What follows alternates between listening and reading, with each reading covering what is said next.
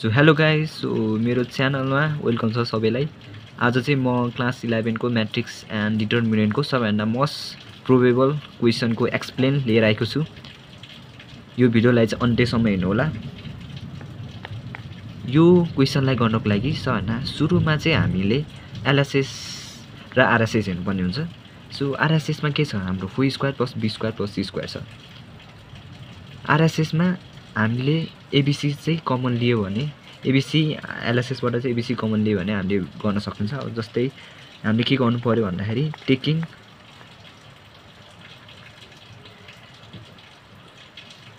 Common A from C1 बाट चाहिँ कोलम 1 बाट चाहिँ हामीले ए कमन लिन सकिन्छ। अब यहाँ हेर्यो भने a² ab छ भनेपछि यहाँबाट ए कमन लिन सकिन्छ। अब कोलम 2 मा हेर्दाखेरि हामीले बी कमन लिन सकिन्छ कोलम 2 बाट। त्यसै गरी सी चाहिँ हामीले कोलम 3 बाट लिन सक्छौं।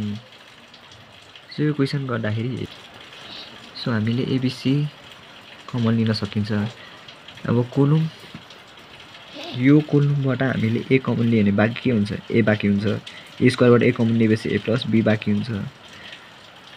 त्यसै गरी यहाँ ए कमन लिएपछि बाँकी b भयो। अब कोलम 2 मा हेर्यो भने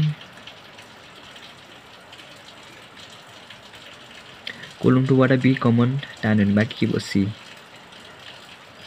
बाँकी b भयो। एउटा b यता आइसक्यो। यहाँ पनि एउटा b आइसकेपछि यहाँ बाँकी भयो b + c।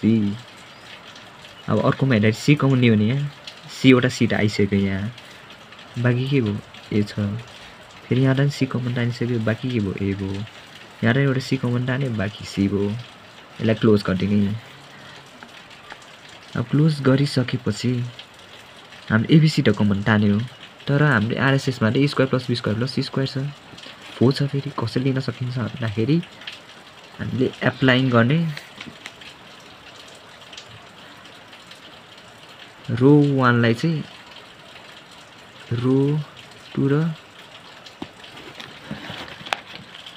रो 3 ले माइनस गरिदिने।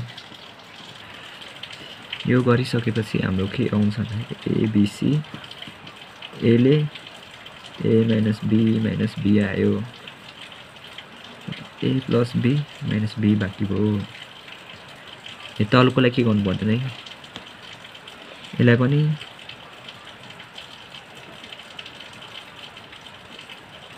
b - c बाँकी भयो। b को b लेख्नु पर्यो, b + c अरू के छ त्यो सेम लेख्नु पर्यो। c + a छ, यसलाई -a - c हुन्छ। अरू के छ त्यही लेखिदिनु पर्यो, बाँकीले के गर्नु पर्दैन।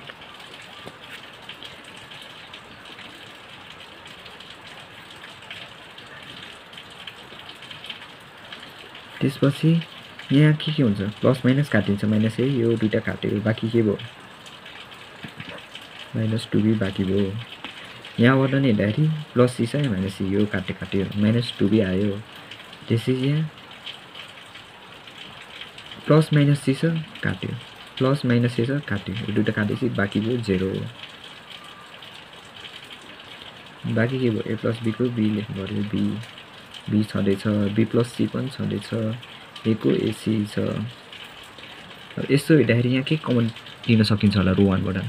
-2b त कमन लिन सकिन्छ, किनभने यहाँ -2b × 0 भएर 0 भयो होला नि, भनेपछि पक्कै -2b होला। त्यही भएर -2b कमन लिने। -2b कमन टानिसकेपछि अलरेडी यहाँ एउटा b त छँदैछ, दुईटा b भएपछि के हुन्छ? b² c भएन, बाँकी के भयो? 1 1 0 a + b b b b + c ac। यो गरिसकेपछि हामीले चाहिँ एप्लाई गर्नु पर्यो। कसरी एप्लाई गर्नु पर्यो भन्दाखेरि कोलम 2 लाई चाहिँ कोलम 1 ले माइनस गर्नु पर्यो। सो माइनस गर्नु पर्यो। सो हामीले कोलम 2 लाई चाहिँ कोलम 1 ले गरिसके यस्तो आउँछ। क्वेसन के छ त्यो लेख्नु पर्यो, a b² c को c लेख्नु पर्यो। यो रङ भयो, रङ 1 आयो, a + b को b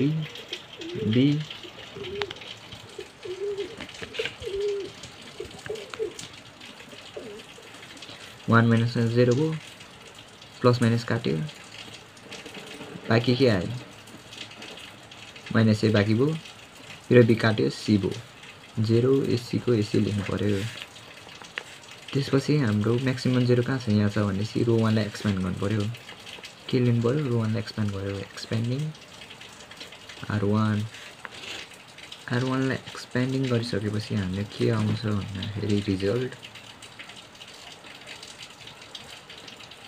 एक्सप्यान्ड गर्दाखेरि के हुन्छ यसको यो र यो बाइक अरु गर्नु पर्यो सी छ ए छ एसी छ